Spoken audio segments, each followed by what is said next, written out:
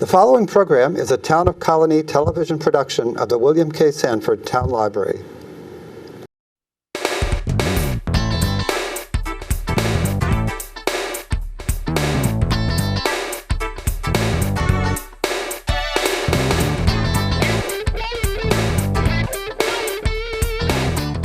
Hello and welcome to The Money Factor. I'm Richard Naylor, your host. I want to welcome back today Dr. Tom Denham from Careers in Transition. Today we're going to be talking about crafting and using an elevator speech, a very common workshop theme, but one that might have some surprising tips in terms of what we're going to present today. We're going to include how you might be able to use it in other situations than simply the most stereotypical, and I'm not just talking about the elevator. So let's get started. It's good to be back. This is an important topic, important for both people who are in business, people who are looking for jobs, but just overall communication. Now, I hate to even ask this because everybody knows, but it just seems wrong to skip it. What's an elevator speech and why do you need one? The theory is that you're stuck in an elevator and you have a certain amount of time to tell people who you are, what you do, who you do it for, what's the result by the time you get off the elevator. So in my world, I think you should have an elevator speech that's 10 seconds, 30 seconds, 1 minute, or 2 minutes, depending upon the situation. Now, and that might be, I haven't heard that from too many places, so that's not really taught by a lot of people. The different times. Yeah, it depends. I mean, if you really are in an elevator, you might only have 10 seconds. Right. So you might want to shorten it up. If you're in business, especially if you're a solo entrepreneur, or you work for a small company, you want to have a perfected elevator speech. And I've written about this. You can Google my article called Perfecting Your Elevator Speech and learn about it. Certainly for job searching, that's what I do as a career counselor. I help people perfect their elevator speech. But I'll give you a story later on about what happened last night when I was at just at a cocktail party and how I handled a situation. So we were talking a little bit before the show about how an elevator speech, while typically, stereotypically, it's because of an elevator, you don't have much time. And that's just to give you a context of time, how much time you have. But I think we could broaden the application, even though it's mostly used for salespeople and job seekers. Right. That if you want to do anything, you need to be able to have something like an elevator speech to sell yourself, to sell an idea.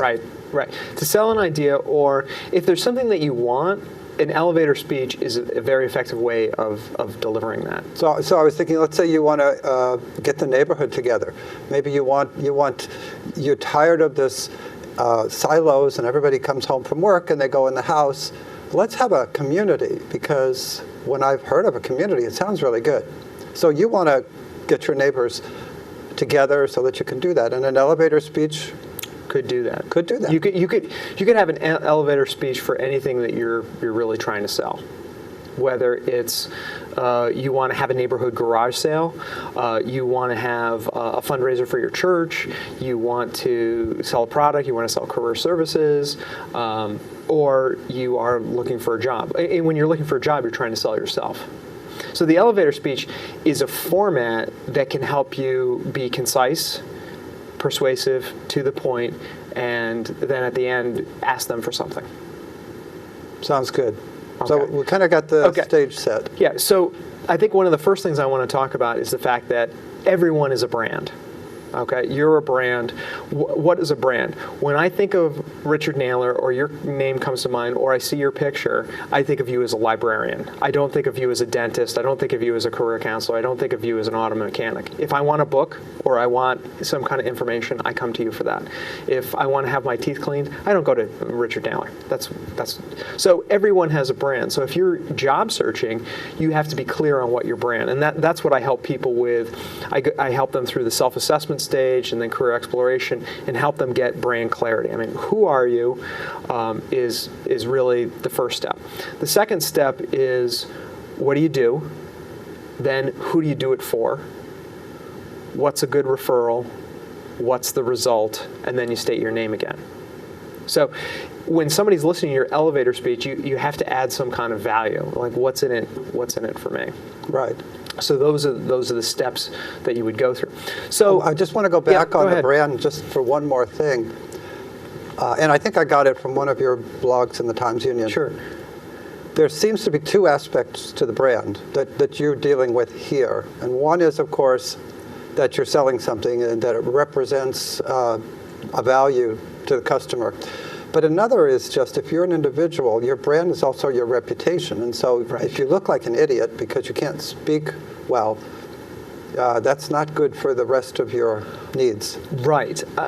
You are a brand, and your elevator speech is how you sell the brand. So you could have the greatest product or service in the world, but if you're in front of a business meeting or you're a job seeker and you're very skilled at these particular core competencies, but you can't sell it, no one's going to buy you or buy your product. So yes, you would lose credibility if your elevator speech is not polished and persuasive.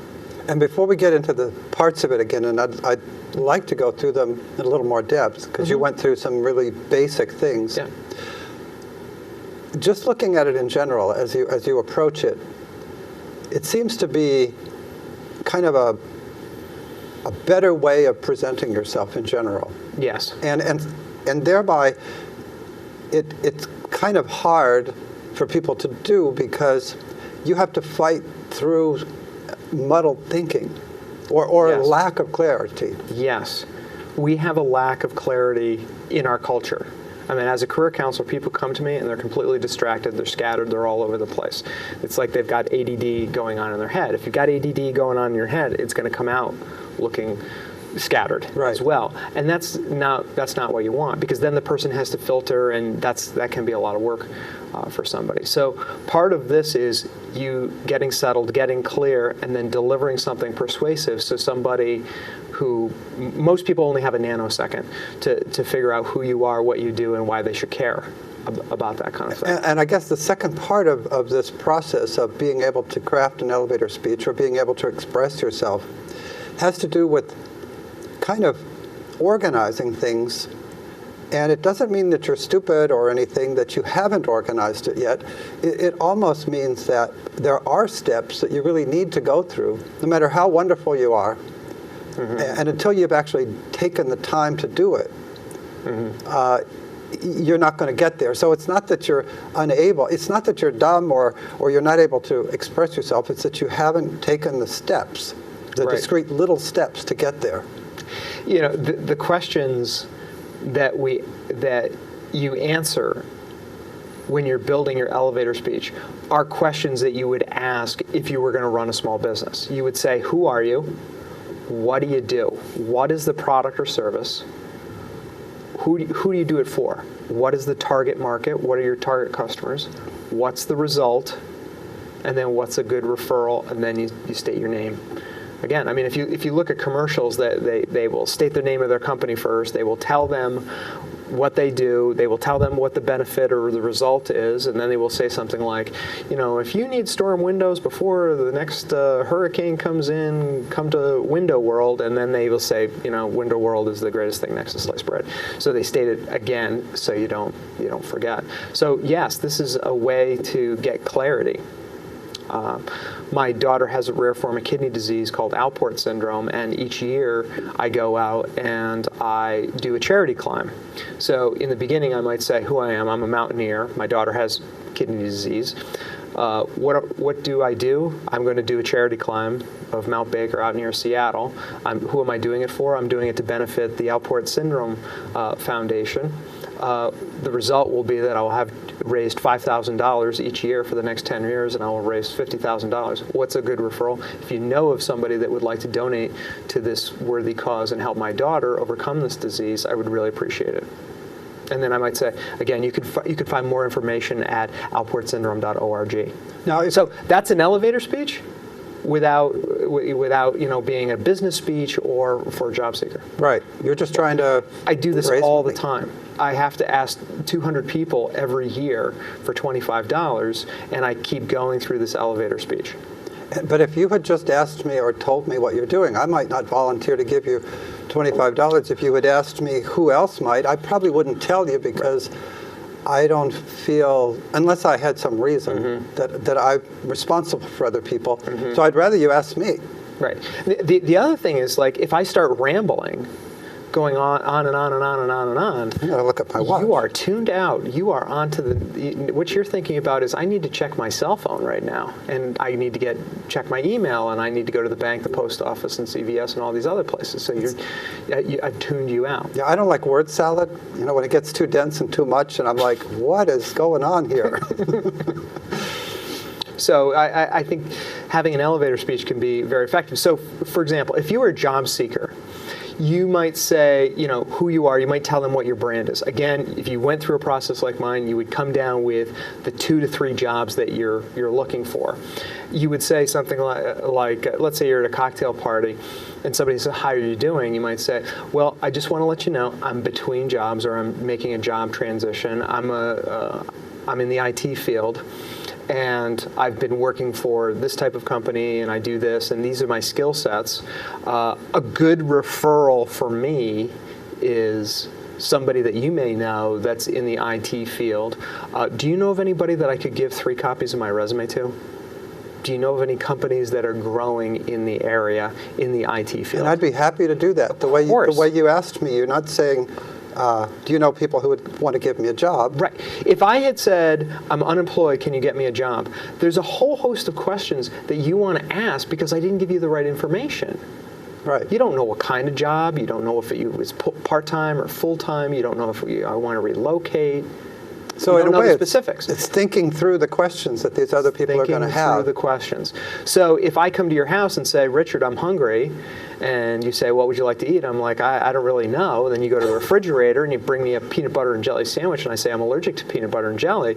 Then you look at me and go, "Make your own damn sandwich next time," and you're not going to fetch me anything in the future. Well, had I been specific and said, "Richard, this is my first job choice, this is my second job choice, this is my third job choice," you might say, "Well, I don't have 1 and 2, but I have 3. Okay, so that's why when you're job seeking, you have to say first choice, second choice, third choice. Because if you just say your first choice and they don't have it, then you're kind of out of luck. Okay, let's get back to the steps of creating something. I think there are some questions that people might have once we've gone through those steps. But I think it might be better to go through the steps one at a time. Okay. Make it really clear and try to flesh it out. And then we'll come back and look at some alternative issues. Okay. So the first step is brand clarity. If you don't know what your brand is, work with me or some other professional. Again, you have to buy into the concept that you're a brand. I mean, my mom would probably not say she was a brand, but she was a florist for 45 years. I mean, by default, that is her brand. I mean, she's also a mom and a grandmother, but by default, that is her brand. You can have multiple brands too. I mean, you could have a professional brand, you could have a personal brand. But now the brand should be, I'm guessing, broad enough to encompass your next step. So you're a career counselor. I'm a librarian. Right. So most people have an image of, okay, I kind of got the idea, but they don't quite know what that means to them yet. Okay. So you're a librarian and I'm a career counselor. You're a librarian. You want something. Okay? Just by, you want more people to come to the library, you want more books, you want more programs, you want more events. So now that you have this brand, now you have to be clear about your goals. I mean, as a librarian, what are your top 3 goals? Do you want to double the patronage or that kind of thing? And I could go 2 ways, and I think, guessing ahead, one is wrong. I could go into mission kind of things, which sounds like, yeah. Like, we're really interested in promoting education and culture. Okay. But that sounds almost too general to be useful. Maybe from the point of view of the person, I should try to make it from the point of view of the person, what do we do? Okay, so I think the mission is okay. You could say something like, the mission of the library is to promote education and culture. One of the things that we're doing is we're promoting this concert series. The result is going to be a better cultural experience for people of the town of Colonie. Now, looking at a good referral for me would be anyone that you know that plays musical instruments or in chamber orchestras. Also, I would really appreciate it if you could spread the word about this event. That's how you could help me. So that really And is it's not costing me any money right. to do this. Right. Okay. But you asked me for something. Right. The number one reason people don't donate to nonprofits is they were never asked. Everyone knows my daughter has kidney disease. But unless I say, could you give me $100 first choice, $50 second choice, $205 third choice, and I physically put an envelope in their hand, I don't get the money. And I have to do the ask. And from what you just gave me regarding the mission and promoting the music and the concert and getting people to go, that could be a 10 or 15 second spot. That would go pretty quickly. Exactly. When you're clear on your brand, and then you're clear on your goals, and then you share the goals with me, I want to help you. Now, most people want to help other people, but you have to ask them for help. Now, if I'm in my situation, and it could be also somebody who maybe they do real estate, but they also own a vending machine company. So how do you decide who you are at the moment? Because I don't really care as a librarian whether you go to the children's programs. You've got a daughter, maybe there's something that you're really wanting for her, or whether I tell you that would you be interested, or do you have need for looking up customers based on demographics or where they live? That would be a totally different. Yeah, you could have several brands. So, for example, I chuckled because I have just recently launched a new business called Dr. Adventure, and you can learn more about it at myadventureconsultant.com. So I'm going to be an adventure consultant. I'm going to help people explore the great outdoors and share my love for adventure and athletics. So 5 days a week it's Dr. Tom, and on 2 days a week it's going to be Dr. Adventure. So I might have a client that I'm career counseling, and then when I do an assessment of their background, I find out they've dropped all their hobbies, they haven't taken any vacation, they don't do any exercise. That might be an opportunity for me to have them on a separate appointment go cross-country skiing, snowshoeing, or kayaking, or something like that. So I might be that brand at that moment. It certainly depends on the situation and the person. And also how much if I have one business over here and then I have vending machines and I'm really passionate about the vending machines, I might say more about that. But you can't do everything on that elevator. No. So you kind of how do you decide what to do at the moment? Do you need to know something about your audience? What if you don't? What if they know you? What if they don't know you? Well, I'm not going to say I'm Richard, I work at the library. Well, the very first thing you have to do is not tell anyone about you. Get to know them first. Okay. Get to know them. A person's most basic emotional need is to feel heard. And most people come preloaded. Like when people come to my office, they're preloaded. They have a lot that they want to get off their chest. They have emotional issues, they have career issues, they have health and wellness issues, and they have a lot to unload. So before I start advising somebody about their career development, I just listen and let them unload on me. So it could be that now's not the time. You might be in an elevator. Maybe you better be listening to this other person. Right. Well, I'll go to a networking function or event, or like last night I went to this open house, and I basically stand in the corner, and within 2 minutes and 35 seconds, somebody will come up to me and start talking. Because people, I would if people want to, people want to share. Now I'm an extrovert, and I don't normally. Yeah, I actually, it's sort of my networking strategy. I do sit in the corner, and people think I'm a loser, or But I swear to God, within 2 minutes or 35 seconds, somebody comes right up to me, and they start talking, and I do the listening first. And then I get to know them, and then I'll say things like, is there anything I can help you with? I don't know whether that's me being an Eagle Scout or a Methodist or what, but I always ask people, is there anything I can help you with? I think that's something I didn't read in any of the short lessons on how to do an elevator speech, is getting a feel for the situation and knowing when it's time to speak and when it's time to listen. Or when maybe nothing should be said. Well, you have to have some ability to speed read people. When there are times when somebody will come into my office, by the time they walk in the door, they are absolute accelerated chatterbox. They talk and talk and talk and talk and talk and talk and talk and talk. They have a lot that they want to process externally. So I know that I need to go into listening mode, because it's hard to compete with that. And after they get done talking, then I might say a few words at the appropriate time that might be meaningful. If somebody else comes in and they're not talking very much, I may engage them with some questions so that they talk, or that might be, maybe it's more of an invitation from them for me to advise them. So I always just hang back for a nanosecond to see, how the conversation is going to go. But I usually stay engaged in what they're saying. So there's first. all those situations where sometimes it's better just to listen. And then there are other situations where, let's say you went and knocked on somebody's door, or you were approaching your neighbors about creating a community. Sure. Well, obviously, once you've got their attention, you have a certain amount of time, and you better start winning them over right away. That's right. And I think the key question is, what's in it for me? What's in it for me? What, not me, the person who's giving the elevator speech. Did you ever wish you had a neighborhood where people could look out for each other? Right. Can you make me more efficient? Can you make me more time? Can you make me have better experiences? That kind of thing.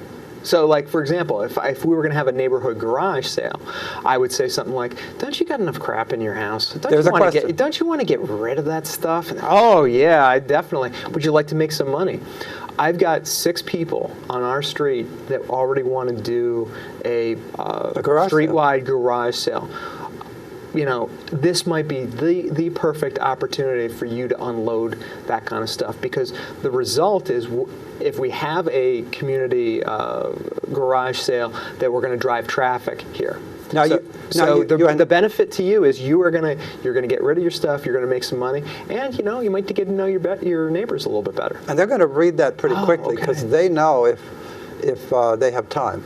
Now, don't you have to also be sensitive to a next question, if you anticipate them, is do they have any chance of doing that in the next couple months? Because maybe they're planning a wedding and their head is like full of this, and you walk up and you say, wouldn't you like something else to plan? Right. Or, it depends. Are you asking them to plan, or are you asking them to participate in this kind of thing? Right. So you could anticipate that and say, even if you don't have time, I'd be happy you throw a couple things out, and we'll put some labels on it, or you put a couple price tags and get a room, get rid of a few things. Yeah, you could make it easy for them. And so, even if you're not going to be here, just put the stuff out the night before, put a tarp on it. We're right across the street. My mom will take care of your half, and I'll take care of mine, and my daughter will do this. Yeah, but it's what's in it for me. So a lot of times in business, when people do elevator speeches and they do them poorly, it's a sales pitch and people get turned off. Yeah, that's happened to me. I went to a chamber function where somebody was teaching us how to do elevator pitches, and the one that was recommended as the best just seemed like a commercial. It didn't feel right to me. It didn't feel like it was genuine? Any concern. Yeah. It was genuine. Yeah. When I do my elevator speech, I'll say, hi, my name is Dr. Tom Denham. I'm a career counselor and motivational speaker, and I help people find out what they want to be when they grow up. So it's a little funny. It's a little funny, and when you say something like that, it's funny, it grabs their attention, it makes it a little bit more human, and it gets people to think. Because some of the people in the audience may be saying, I'm still trying to figure out what I want to be when I grow up. Or they know their spouse or a friend they know that is trying to figure out what they want to be when they grow up. Then what I do is I tell them my process, okay? There is a process to figure this out. I do it through a 3-step process of self-assessment, career exploration, and action plan. The result is that clients come to me confused. They go through this 5 to 7 week program of 5 hours of career counseling, and they are more clear and focused about their goals and objectives. And then we develop an action plan together to help them get there. And I think that was maybe a minute. What I just did, that was about 15 seconds, okay? Then I might say, a good referral for me is somebody that's between 25 and 55 that's ever said, I don't know what I want, but I know it's not this. Again, my name's Dr. Tom Denham with Careers in Transition. I said my name in the beginning, but by the time I go through this elevator speech, you've probably forgotten about it. Well, a lot of people, and I'm included, I have a hard time remembering names, so I'm sure you're going to give me a card as well. Oh, absolutely. 2 cards, one for you, one for somebody who's making a career transition. Yeah, at the end, I might also say something like, friends, don't let friends hate their jobs. Right, so that's kind of cool. Yeah. Or I might say, just to grab their attention, I might say, a good referral for me is somebody who is between 25 and 55 that's ever said, I don't know what I want, but I know it's not like, I know it's not this. Or somebody that's just pissed off at their boss.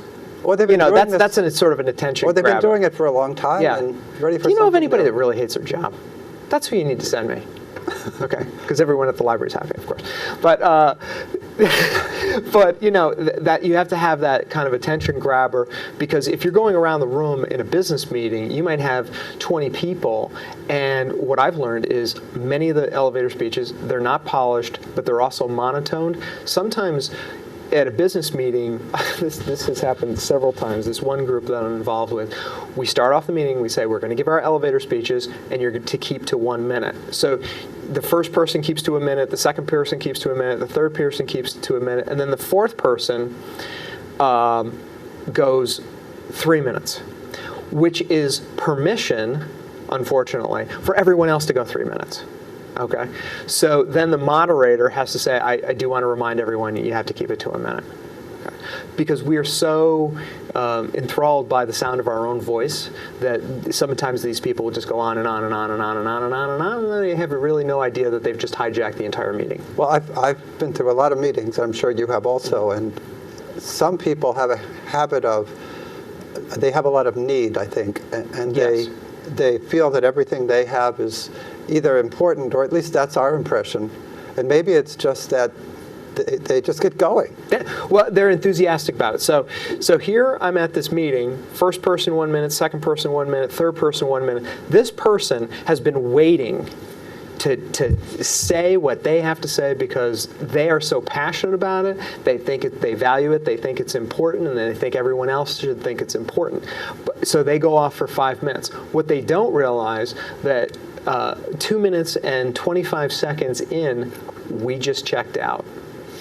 Because you went on and on and on and on, you did a disservice to yourself. You did the exact opposite. And the longer you go on, the more they resent you. That's exactly right. It's like, oh, come on. When are you going to, in the back of their head, they're saying, oh, come on, when the hell are you going to shut up? That's what they're really thinking. Now to wrap up, because we're actually getting close to 30 minutes already. It goes fast.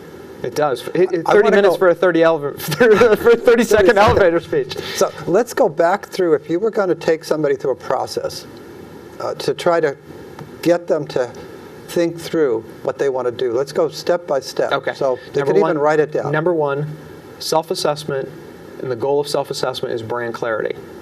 So who are you? Okay. Number one is, who are you? What do you do? What is your product or service? Next, who do you do it for? What is the result? Why should we care? Okay. What do we get out of it? And then you have to say a good referral for me. Now, and then you state your name again. So you go through that process. Now just to help people, let's go through them again with an example with each one. Okay, so brand first. Okay, so again, I'll use mine because that's the one I'm most familiar with. So, good morning, everyone. My name is Dr. Tom Denham. I'm a career counselor and motivational speaker, and I help people find out what they want to be when they grow up. The way I do that is through a 3-step process of self-assessment, career exploration, and action plan. Now that is the first step. That's the brand, correct? Well, no. What I did I said who I was. I said I was a career counselor, and motivational speaker, and then what do I do? I help people find out what they want to be when they grow up. Okay. And then I was telling you my process, because it's not just magic. And then I was going to get to who I do it for. Most people come to me between 25 and 35 and are confused and want guidance and direction. Immediately, they're starting to think about somebody in their life that is between 25 and 35. Okay, I do see clients, earlier and younger. I will also say something like, in addition to helping people find out what they want to be when they grow up, I also help people with resumes, cover letters, interview skills, networking, and LinkedIn. So those are like little services. So if somebody doesn't want to make a career transition, but they hear about the resume service, they might be like, I got to update my resume. because I haven't in a long time. Now, do you think people should write everything down first? Oh, I think you should have it scripted, but then I think you should have it flexible enough so it doesn't come across as canned. Right. How do you get the process down? I mean, you've given us four or five steps. Yeah. And then at the end, what is a good referral? Okay. What is a good referral? You have to do the ask. Why? Now, the referral would also be the ask. You have to do the ask, and you have this audience, and now you're going to solicit their help. And these people do want to help you. Okay, so but you have to be clear in what your ask is. So I would say a good referral for me is somebody that's going through a job or career transition, or needs help with a resume, cover letter, interview skills, LinkedIn profile, or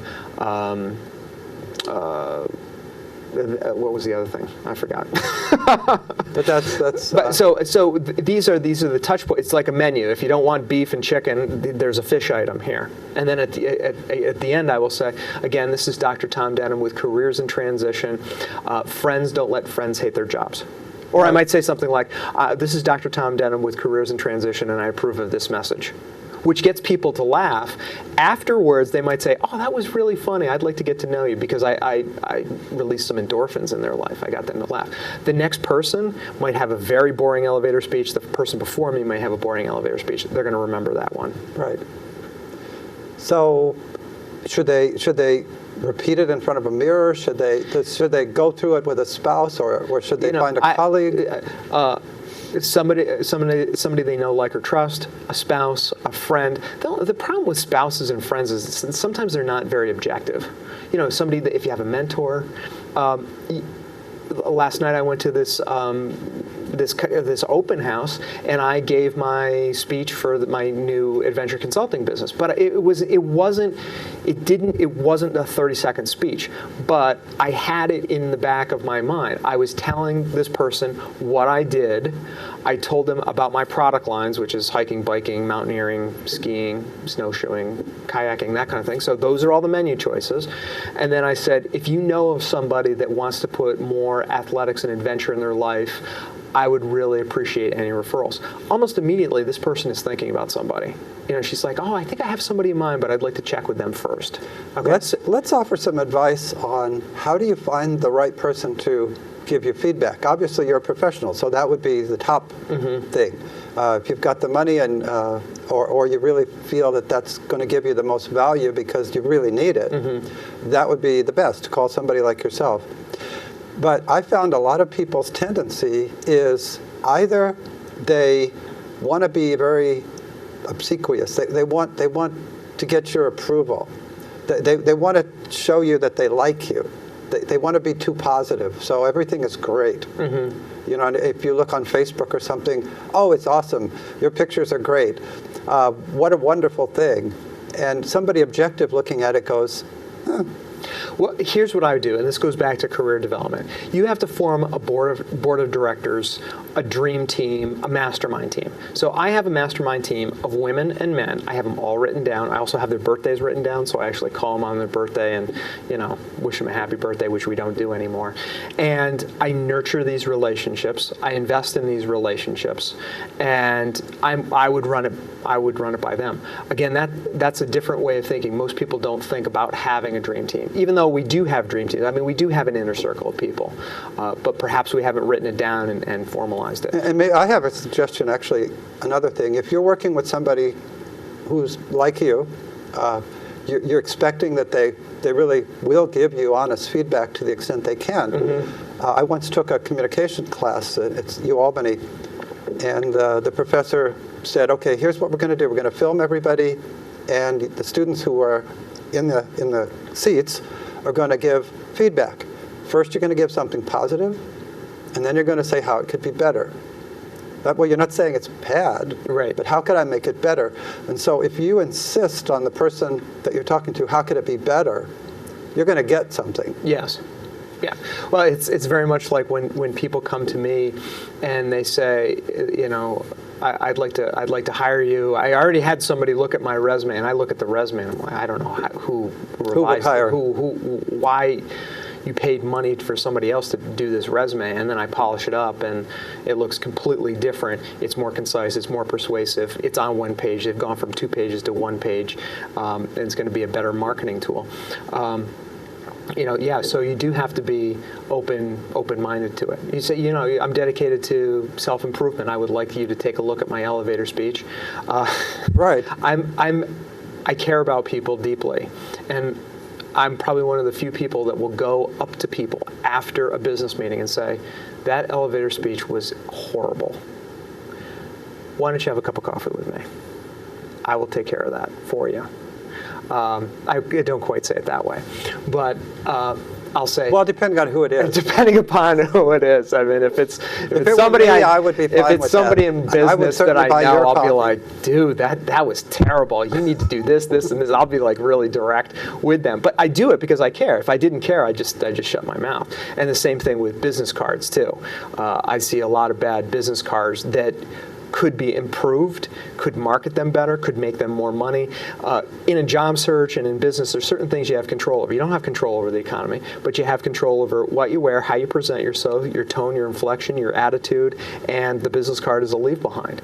And if you don't have a smoking hot, gorgeous business card that is very clear about who you are, what you do, who you do it for, using both sides, guess what? Your competition has a better one. Okay. So it's a shame not to use that tool to its fullest. Right. And for job seekers, you can have a resume business card. I think we might have done a show on that before. But you want to put your best foot forward. The elevator speech is the way to do that. A business card is a leave behind. And you also have to be thinking, like, what is my goal in doing this elevator speech? But I always go back to the givers get principle. If you want to get things, you have to be the one that suspends your own agenda and listens and gives to somebody else. Nice wrap up. Thank you. Thank you. Thank you for having me. Thank you for being here. It was a pleasure. I want to thank you for watching. I hope you got something out of the show, that you work on your elevator speech, and that you have a great one and a great week. Take care. Very good. That was fun. I always And think, we didn't prepare. That's the whole thing. It's like I come here and I'm I like, did prepare I'm actually like, somewhat. what the hell?